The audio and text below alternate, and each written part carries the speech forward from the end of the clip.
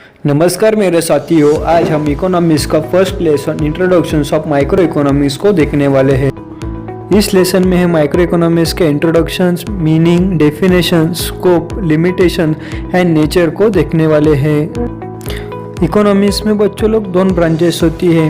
पहली ब्रांच होती है माइक्रो इकोनॉमिक्स और दूसरी ब्रांच होती है मैक्रो इकोनॉमिक्स। माइक्रो इकोनॉमिक्स में हम इंडिविजुअल फर्म्स, इंडिविजुअल प्रोडक्शन का स्टडी करते हैं। मैक्रो इकोनॉमी में होल इकोनॉमी का स्टडी किया जाता है।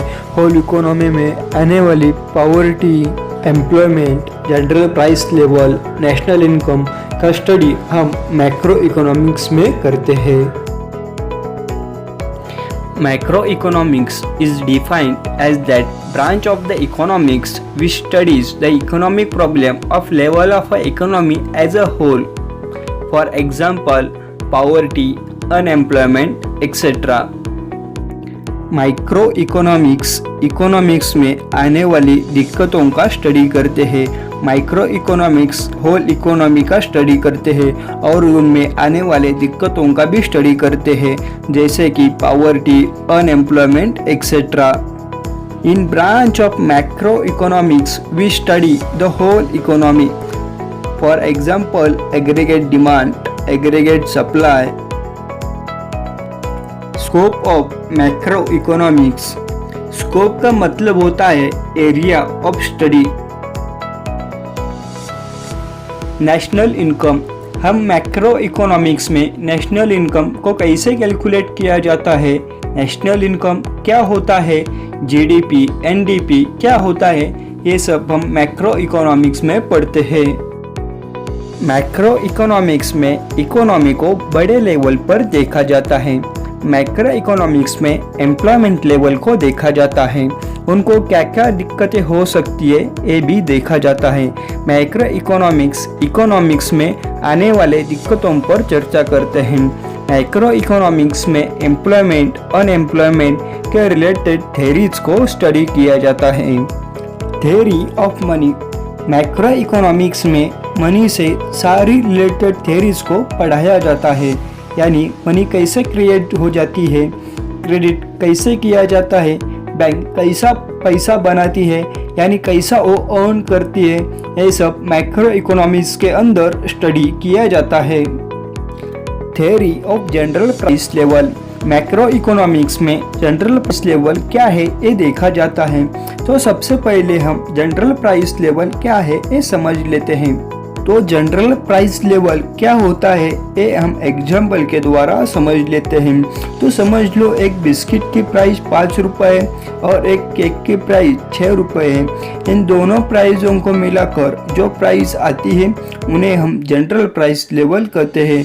और अगले एग्जाम्पल में देखते हैं कि उसी बिस्किट की प्राइस 6 रुपये हो गई और केक की प्राइस 5 रुपये हो गई, जनरल प्राइस लेवल कह रहा ये रही। जब चीजों की कीमत बदल जाती है तब भी जनरल प्राइस लेवल एक ही रह गया।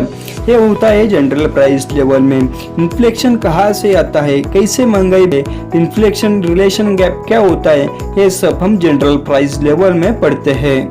Limitations of macro economics. First है ignore of individual unit. Macro economics में इंडिविजुअल यूनिट को महत्व नहीं दिया जाता है, परंतु स्मॉल इंडिविजुअल यूनिट पर होल इकोनॉमी डिपेंड रहती है। स्मॉल इंडिविजुअल यूनिट एक फाउंडेशन रोल प्ले करता है, फिर भी मैक्रो इकोनॉमिक्स में उन्हें इग्नोर किया जाता है। Conclusions are not practical. Macro economy के एनालिसिस पर जो कंक्लूजन निकाला जाता है वो कभी कभी गलत हो सकता है। और इसका हम एग्जाम्पल देखते हैं। हम देखते हैं कि 5 रुपए का बिस्किट उनकी प्राइस है 6 रुपये और एक केक है उनकी प्राइस है 5 रुपये।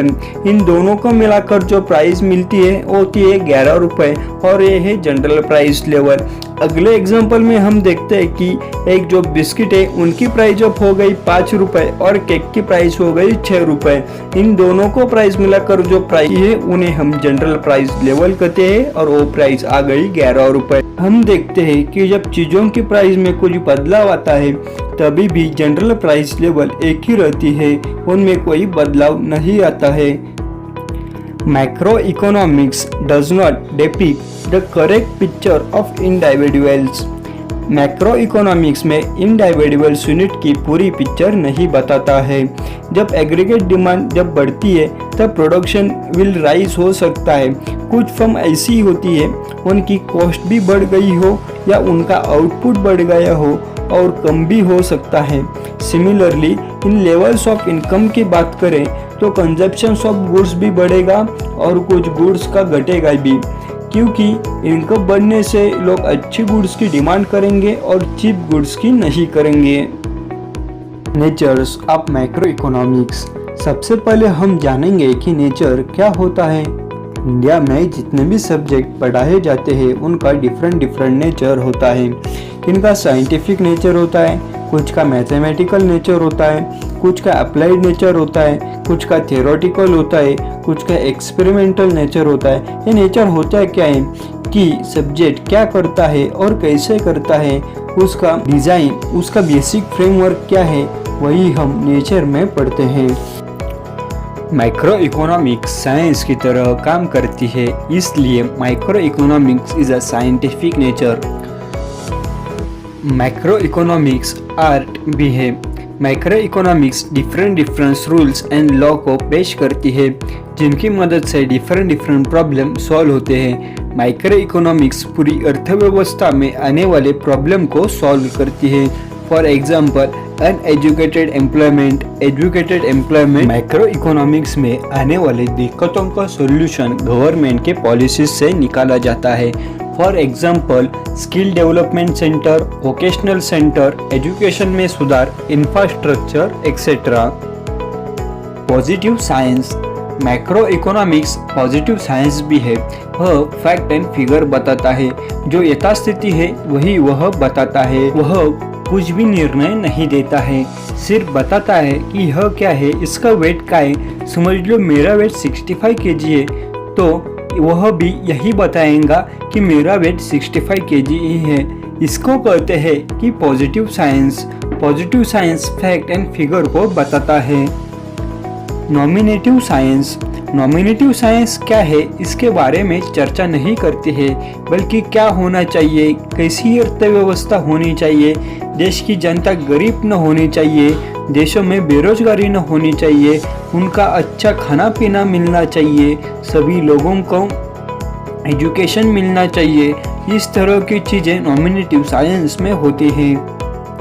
यदि आपको ये वीडियो अच्छी लगी तो हमारे श्रेय कॉमर्स एकेडमी को लाइक, शेयर और सब्सक्राइब जरूर करें।